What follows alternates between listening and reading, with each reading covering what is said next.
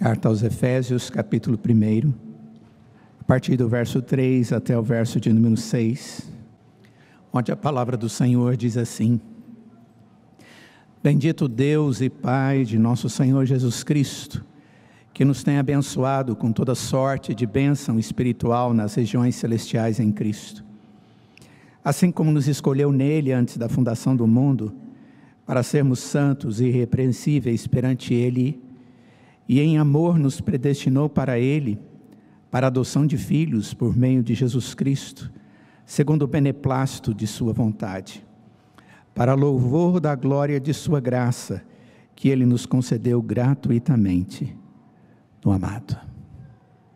Ó Deus, nós pedimos que a tua palavra, mais uma vez, seja realmente aplicada ao nosso coração, que possamos compreender o que o Senhor tem reservado para nós. E que o Senhor, ó Deus, transforme a nossa vida e traga esperança. E que traga, ó Pai, desafios, mas que acima de tudo o desejo da obediência ao Senhor e à tua verdade. Em nome de Jesus. Amém. 2018. Quando começa o ano a gente tem algumas dificuldades, não é? São várias dificuldades. Uma delas, eu normalmente perdia muitas folhas de cheque. Eu, quando escrevia, eu sempre escrevia a data errada. Hoje a gente não usa mais cheque. Apesar de que eu usei um hoje. Mas a gente não usa mais, então é um problema que a gente não tem. Mas se nós fôssemos pensar um pouquinho sobre os problemas que estão à beira de 2018, é provável que a gente perca um pouco da paciência, da expectativa e da esperança, principalmente falando como brasileiros que somos. Vamos para um ano de eleições, depois de tantas coisas que gerou desconfiança e gera uma certa instabilidade em nós. Vimos alguns escândalos dentro e no meio do povo de Deus, trazendo mais e mais dificuldades para o evangelho ser pregado. Nós vimos alguns movimentos que surgiram e se desenvolveram no nosso meio, apoiados pela mídia, com referência a gênero e coisas dessa natureza, sendo tratados como se fosse uma luta contra a igreja e contra o povo de Deus, que é tratado como retrógrado e não aquele que quer viver a verdade segundo a palavra do Senhor. E nós poderíamos ter muitas ausências de expectativa boa, mas eu creio que nós temos boas expectativas. E a principal delas é o fato de sermos o povo de Deus. E de sermos um povo feito por Deus, povo de Deus. E que esse Deus tem cuidado do seu povo sempre, desde o início. E por causa disso nós podemos esperar esse zelo de Deus para sempre, eternamente.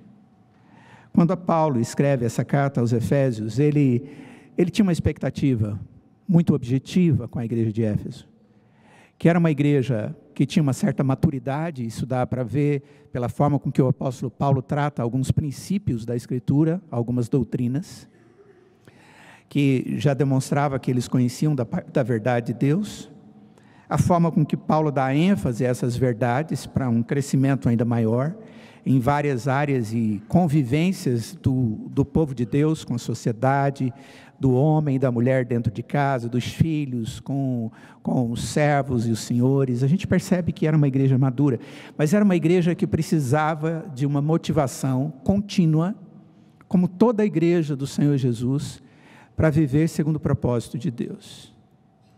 E antes de começar qualquer argumentação que Paulo traz na sua carta, após se auto-apresentar, se você der uma olhada na carta, no começo ele já apresenta a si mesmo, apresenta a igreja, tem a sua expectativa da graça de Deus para com aquela igreja, e logo depois ele começa a trazer algumas razões que ele tem na sua mente e no seu coração, que são motivos de Deus ser bendito. Por quem? Pela igreja. E nós vamos perceber que o fato de Paulo fazer isso, ou seja, de fazer a igreja olhar para um Deus e bendizer o Deus que ele diz que é Pai de nosso Senhor Jesus Cristo, e que se é Deus, é independente do que ele é em qualquer relacionamento, ele não depende de ninguém para ser quem ele é tremendamente soberano, ele é autoexistente, ele não precisa de nada e faz com que tudo dependa dele. Ele é um Deus maravilhoso, ele é um Deus cheio de glória, ele é um Deus cheio de beleza, mas é um Deus que está ali e se preocupa conosco e desce até nós. Mas um Deus que nunca pode ser deixado de ser percebido como aquele que é além de nós, maior do que nós, perfeito, mas ao mesmo tempo, nos seus relacionamentos, bondoso, gracioso, amoroso, salvador, redentivo, um Deus que está nos céus. E a primeira coisa que Paulo faz é, olha para os céus, e veja Deus nos céus. Depois ele nos faz abaixar os olhos, e diz, olha agora para vocês, e vejam quem são vocês diante de Deus. E agora ele olha para nós e diz, vocês que são o povo de Deus, o que devem viver diante desse soberano que os fez seus amados com um propósito, de serem, como é dito no verso de número 6, para louvor da glória da sua graça. E para que essa igreja possa, vivendo assim, ter esperança. Por isso eu lhes afirmo e desejo que nós possamos ver no texto, que a nossa esperança no Senhor, ela é boa esperança. E hoje eu quero falar da boa esperança. E do que deve moldar e trazer como a base da expectativa da igreja, do povo de Deus, nesse ano de 2018. O apóstolo Paulo nos traz sobre essa motivação para vivermos para Deus e com boa expectativa. A primeira coisa que ele nos fala é que nós vivemos para Deus porque esse Deus, ele resolveu nos dar o privilégio de vivermos com Ele. Porque Ele nos abençoou de maneira plena. As palavras do apóstolo Paulo são, bendito seja o Deus e Pai de nosso Senhor Jesus Cristo, que nos tem abençoado com toda sorte de bênção espiritual nas regiões celestiais em Cristo. Ó Senhor, desvenda os meus olhos para poder compreender isso. O que significa Deus ter me abençoado com toda a bênção? Eu posso falar de algumas bênçãos. Eu posso falar de algumas bênçãos familiares, eu posso falar de algumas bênçãos profissionais, eu posso falar de algumas bênçãos espirituais, eu posso falar de algumas bênçãos relacionais, eu posso falar de algumas bênçãos que estão fora da minha relação, mas aqui o texto diz que Deus, o que é o Pai do nosso Senhor Jesus Cristo, Ele nos tem abençoado com toda sorte de bênção espiritual. Será que é possível alguma coisa, alguma bênção que venha da parte de Deus não seja espiritual? É claro que não. Toda bênção que vem da parte de Deus vem da ação dele como um ser espiritual. Quando Deus nos abençoa, seja lá qual for a área, Ele está nos abençoando como um Deus espiritual e que age de maneira poderosa e eficaz com sua bênção na nossa vida. Porque a bênção de Deus, ela alcança o propósito. Ela não pode ser desperdiçada, porque Deus se contrariaria se Ele usasse a sua bênção com desperdício. Ela sempre alcança o seu propósito, ela é eficaz. Caso contrário, Ele contrariaria a si mesmo, Ele faria com que a sua bênção fosse algo menor do que aquilo que Ele fez que ela fosse. Ela é tanto suficiente, quanto ela é eficaz, como ela é abundante, sobre aqueles que Deus tem trazido para conviver com Ele. E talvez hoje seja o tempo de pedirmos para o Senhor falando assim, Senhor, abra os meus olhos, por favor, abra os meus olhos, para eu poder compreender que tanto de bênção é essa que o Senhor tem me dado. Porque eu quero ver. Eu quero compreender, eu quero assimilar, eu quero que isso entre na minha mente, no meu coração, de tal forma que eu possa ter a mesma expressão que houve no apóstolo Paulo, ao contemplar essa beleza da maravilhosa graça do Senhor, e dizer: bendito seja o Deus. Porque não tem sido muito essa expressão que normalmente nós encontramos nos lábios dos crentes, no seu dia a dia na presença de Deus, na sua vida cotidiana. Não tem sido uma expressão de gratidão a Deus, ou de reconhecimento de um Deus grandioso, que nos tem abençoado com toda sorte de bênção espiritual. Nós temos visto uma igreja muitas vezes murmuradora, uma igreja que não consegue agradecer pelos privilégios dados por Deus. Eu não pude comer caviar, mas eu pude comer. Eu não pude ter o melhor trabalho que eu gostaria de ter, mas eu trabalho. Eu podia ter alguma coisa além daquilo que eu gostaria de ter, mas Deus não deixou que as promessas dele de zelo para com aqueles que são seus fosse de alguma forma questionada. Principalmente quanto à vida eterna. Porque nenhuma relação nossa com Deus, irmãos, ela será profunda, ela será transformadora, sem que antes ela seja salvadora, redentora. Toda a bênção de Deus para nós começa em Cristo Jesus e termina em Cristo. Começa em conhecermos a Cristo, através da ação do Espírito no nosso coração, abrindo os nossos olhos espirituais, o nosso coração para compreendermos a palavra, o amor dele por nós demonstrado na cruz. Toda a nossa relação com Deus começa quando nós temos esse discernimento que o Espírito de Deus nos dá, e aí a bênção de Deus começa.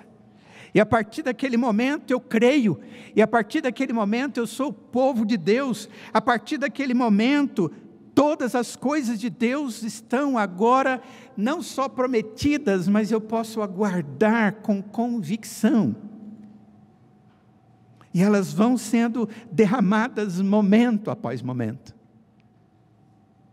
E essa é a primeira bênção, que abre a porta para as outras. Cristo Jesus no nosso coração. E talvez você hoje aqui esteja falando: o que esses crentes estão falando, o que essas pessoas estão me falando, me convidaram para vir aqui, eu estou ouvindo essa mensagem. O que eu estou querendo te dizer, querido, é que Deus, Ele é bendito porque Ele abençoa o povo dEle com toda sorte de bênçãos espirituais.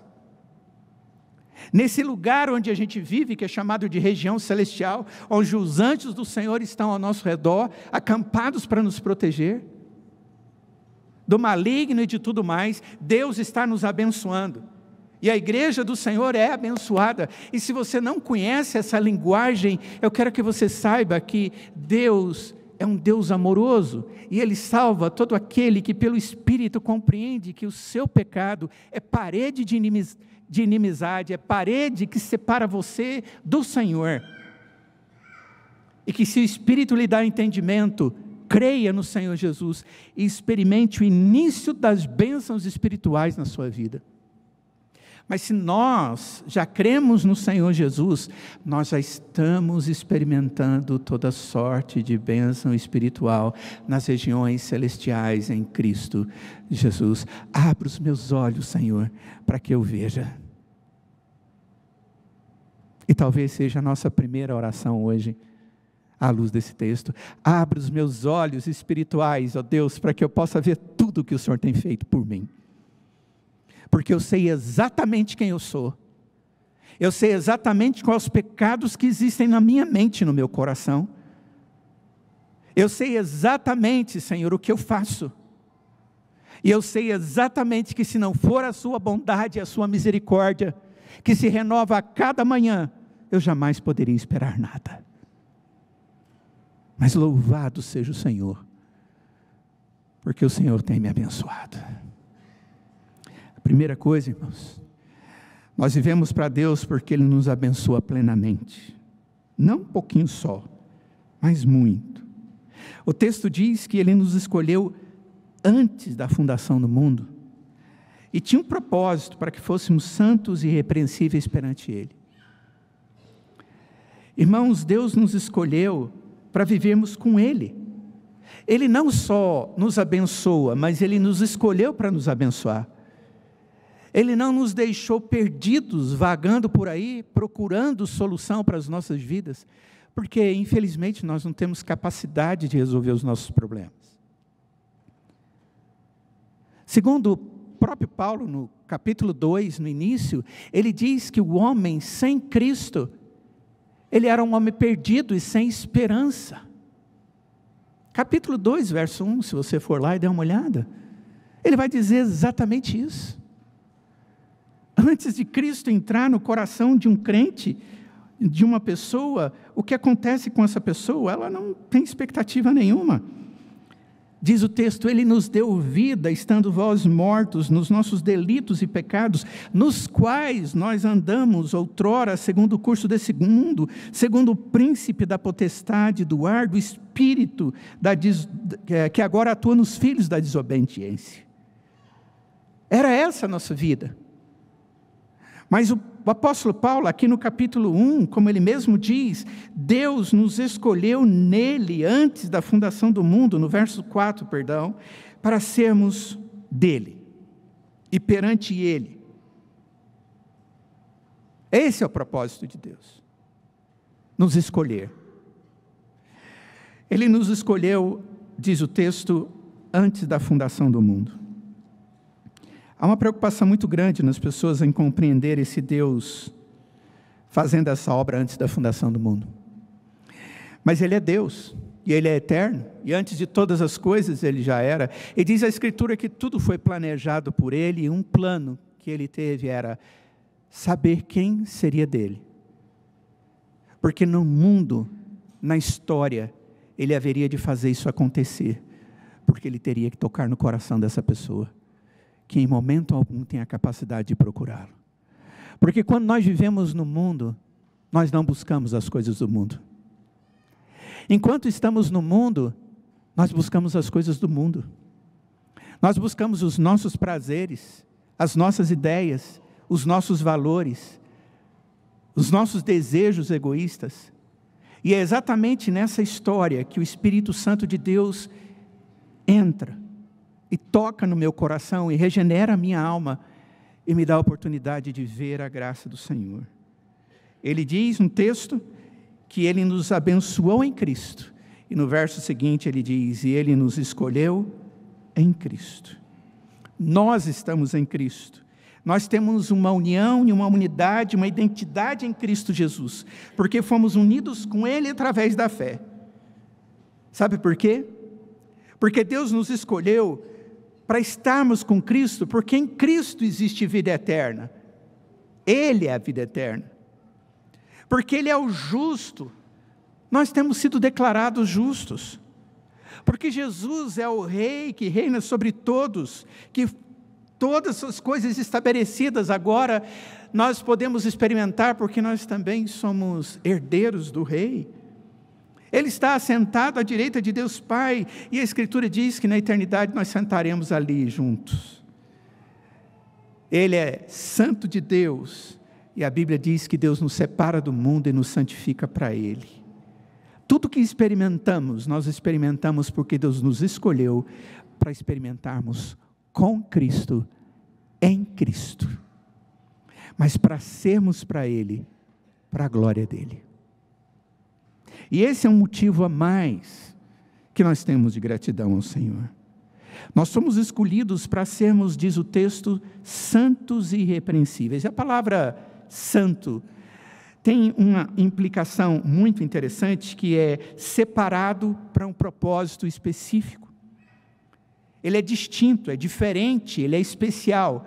É alguma coisa que eu uso de maneira distinta.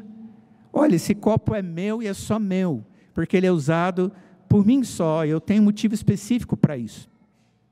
E talvez você tenha alguma coisa que é assim, você separou só para você, ninguém pode tocar. Essa é a ideia do santo, mas tem uma implicação espiritual, que quando diz que espiritualmente alguém é santo, no sentido de Deus santificar alguém, é Deus consagrar, preparar aquela pessoa com todos os seus detalhes necessários, para que ele cumpra aquilo que tem a ver com o seu relacionamento para com esse Deus. E qual o propósito específico que Deus tem para nós? Sermos sem culpa, irrepreensíveis. Oh, pastor, isso é impossível. E eu também digo para você, aqui é impossível. Mas aqui é alvo de Deus na nossa vida. E possível plenamente na eternidade. Deus tem um alvo na sua vida todos os dias de santificar mais ainda, a fim de que você pareça mais com Cristo Jesus. Mas nos céus, nós seremos totalmente como Ele, irrepreensíveis, porque essa obra estará totalmente completa. Deus está fazendo essa obra. Deus fez algo especial quando Ele nos salvou. Nosso pecado e a nossa culpa foram colocados sobre Jesus, quando Ele foi pendurado na cruz. Mas isso não é tudo. Da mesma forma que Ele foi e recebeu o nosso pecado e a nossa culpa, nós recebemos dele a sua perfeita justiça, e agora somos libertos. E agora podemos olhar para o Senhor através do único e verdadeiro mediador, e falar com Deus, e ter comunhão com Ele. É na base desse crédito de justiça de Deus, que Ele nos declara em Cristo Jesus justificados. E é só assim que Deus está nos transformando, e por isso nós vivemos para Deus e glorificamos a Deus. Contudo, nós vivemos para Deus e glorificamos a Deus também, porque Ele nos fez filhos e Ele cuida da gente como filho. Você se vê como filho de Deus? Em amor, Ele nos predestinou para filhos de adoção por Jesus Cristo, para si mesmo, segundo o beneplácito de sua vontade, verso de número 5. Deus, maravilhoso e bendito, nos escolheu, nos salvou e nos adotou como filhos. Isso é maravilhoso demais para nós. É mais do que podemos suportar. É mais do que podemos imaginar. É o procedimento legal que leva uma criança órfã a ser um filho legal. A ser alguém que vive sem expectativa, sem pai, sem mãe. Num lugar que não traz expectativas e nem tranquilidade para a sua alma. É ser alguém que às vezes anda andarilho no mundo, perdido. E que por causa disso não tem educação, não sabe o que vai comer, não sabe o que vai beber, não sabe o que vai crer, não sabe qual a segurança terá ou não. Mas quando um pai e uma mãe adota, esse menino tem uma cama, ele tem comida, ele aprende em casa e na escola, ele aprende princípios, ele tem expectativas. E o nosso Pai é muito melhor do que nós, é o Pai dos céus. E Ele sabe muito bem quais são as nossas necessidades. O povo de Deus, a igreja do Senhor Jesus, eu e você fomos adotados no passado quando cremos em Cristo Jesus, do mesmo jeito como filhos. A palavra grega aqui para adotar é fazer alguém membro legal da minha família. Membro legal da minha família. Esses dias conversando com um irmão da igreja que adotou 2 crianças, ele disse que o procedimento foi mais ou menos o seguinte: eles levaram eles para passar alguns dias lá naquele lugar onde as crianças moravam com muitas outras crianças, e eles passaram 2 dias especiais ali, andando no meio das crianças, convivendo com elas. Mas eles não sabiam quem eram as 2 crianças que eles iam adotar. No 3º dia, eles foram apresentados uns aos outros. Os pais com as possíveis crianças que se tornariam filhos. Eu perguntei, e aí? Ele diz, foi amor à primeira vista. O senhor acredita nisso, pastor? Eu falei, eu acredito. Quando Deus coloca o amor, Ele coloca assim. Ele faz as coisas ser assim. Eu disse, e agora? Ele diz, ele já tem tudo. Chegou em casa, eu já fui arrumar tudo. Plano de saúde, fui arrumar todas as coisas necessárias. Eu disse, que bom. Mas se não for ficar definitivamente? Ele disse, para mim já vai ficar.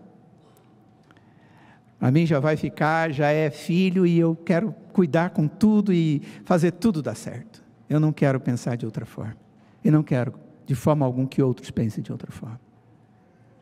E eles estão muito felizes. E eu tenho orado por eles. Quando Deus nos adota, Ele não nos adota por um tempo.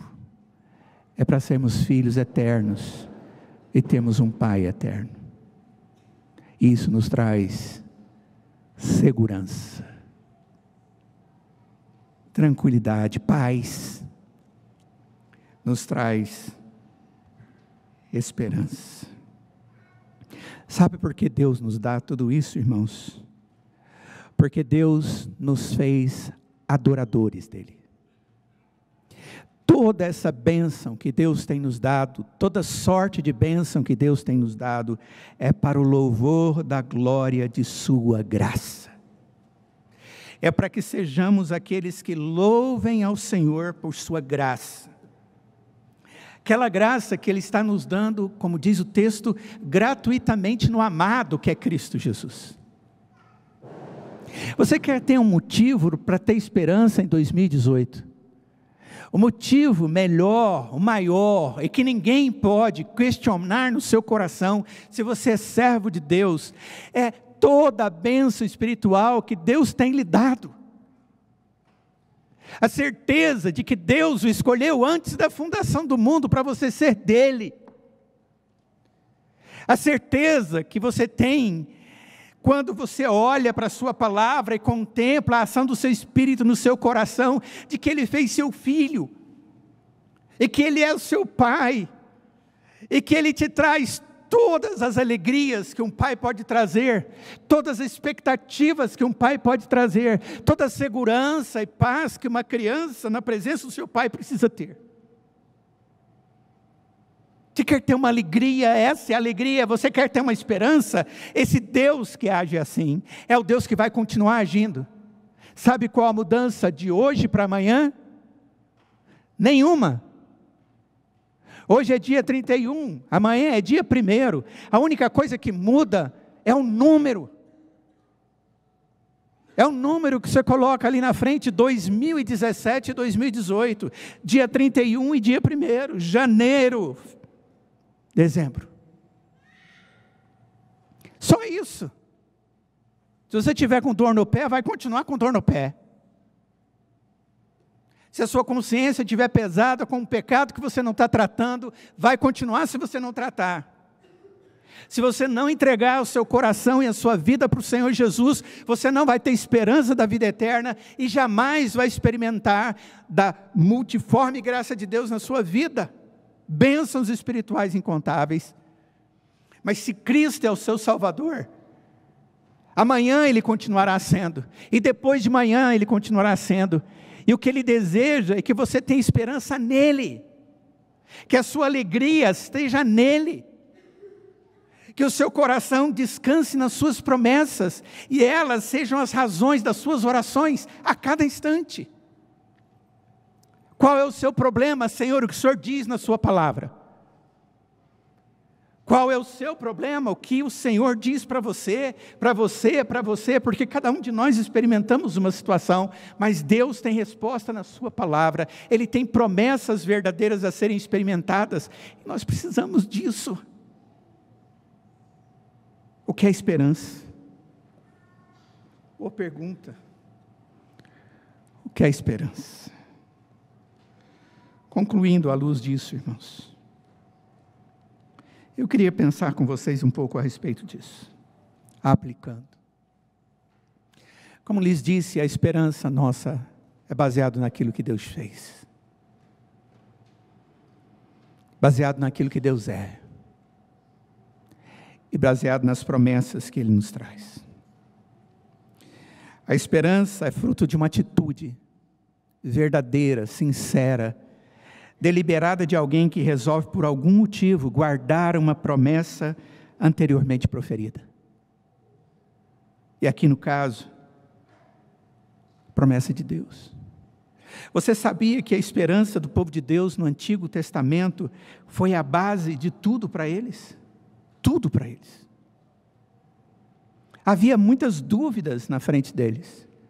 Sofreram várias penalidades, mas as esperanças proféticas do futuro sempre estavam no que Deus foi e na certeza de que Deus poderia ser. Através do profeta Jeremias, a palavra de Deus diz que o homem feliz é aquele que tem ao Senhor como sua esperança. Que tem ao Senhor como sua esperança.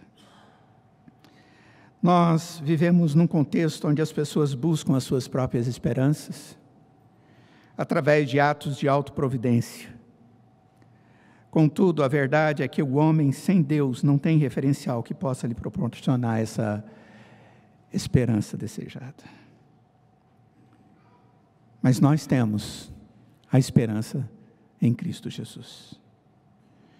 Outra coisa que nós temos que aprender é que nós também devemos aprender a esperar no Senhor através de uma atitude de um servo submisso e também piedoso. Querido, não fique esperando do Senhor respostas positivas, na medida em que Ele diz que você também tem que ser obediente a Ele e responsável como crente. Deus é misericordioso, mas nunca se esqueça de que Ele é justo.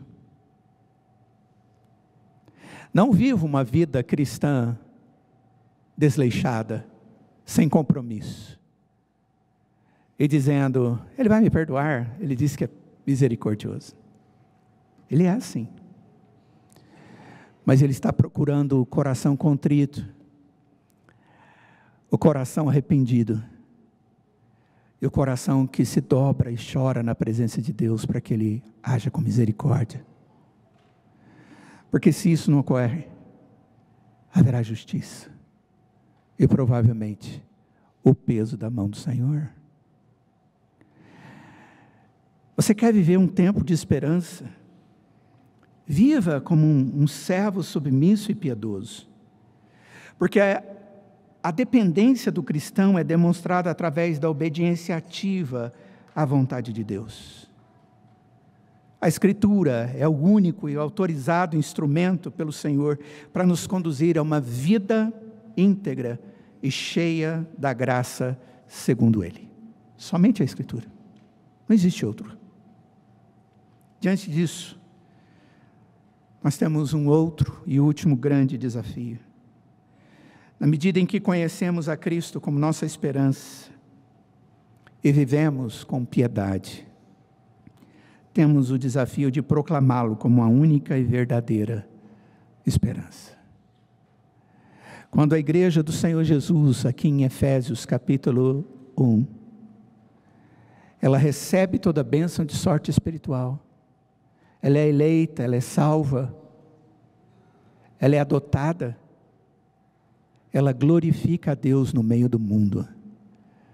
E quando o mundo vê a igreja do Senhor glorificando ao verdadeiro Deus, ela ouve o testemunho do verdadeiro Deus e de quem Ele é. É tempo da igreja do Senhor Jesus proclamar diante do mundo onde ela vive a esperança, através da adoração verdadeira, através da gratidão verdadeira, através da vida diferenciada, íntegra, através daquilo que Deus faz no seio do seu povo. Nosso país está sem esperança, mas nós conhecemos o Deus da esperança, e queira Deus, possamos vivenciá-la, e possamos adorar o Deus da nossa esperança, de tal forma que o nosso país possa ouvir e conhecer e adorar também.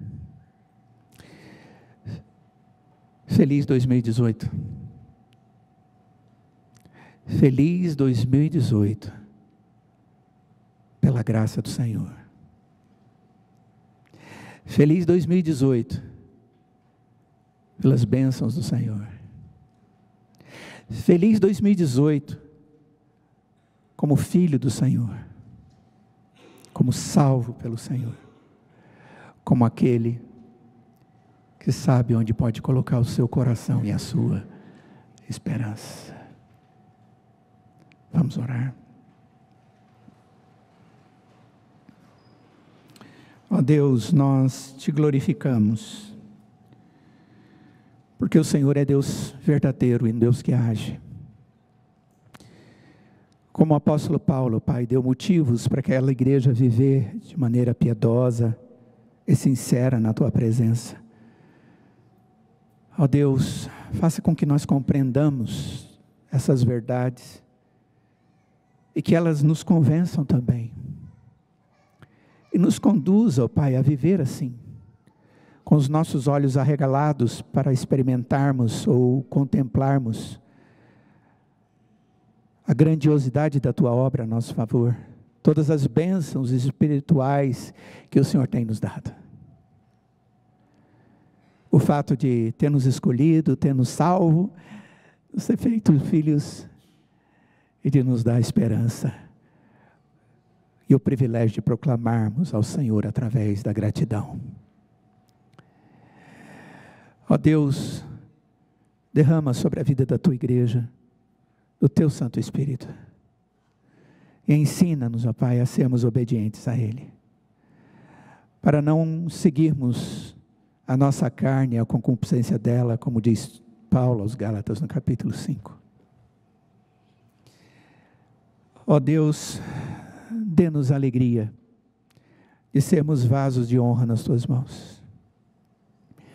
Mas nós sabemos, ó Pai, que para tornar-nos vasos, nós temos que ser feitos, moldados pelo oleiro. Esteja como o oleiro verdadeiro dos céus, Pai, moldando cada um de nós. O Senhor nos conhece, o Senhor conhece a nossa pequenez, a nossa fragilidade, o nosso pecado. O Senhor conhece, ó Pai, as nossas desventuras. Ó Deus, cuida de cada um de nós individualmente. Continue essa obra que o Senhor um dia começou no coração de cada um de nós. Cuida daqueles irmãos que não estão aqui agora, Pai. Que por algum motivo estão viajando com familiares, com outros irmãos. Como a nossa irmã Meiri no hospital. A sua família que está aqui. A sua nora que está com ela.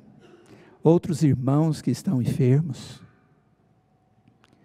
Ó Deus, cuida de Tua igreja. E traga sobre nós a expectativa ou a esperança de um ano na Tua presença, e segundo a Tua graça. Ó Deus, nós precisamos crescer em piedade, em vida espiritual. E eu bem sei, ó Deus, que se o Senhor com Teu Espírito não agir e produzir isso em nós, nós não conseguiremos, ó Pai, ter vida espiritual frutífera. Por isso tenha misericórdia, Pai.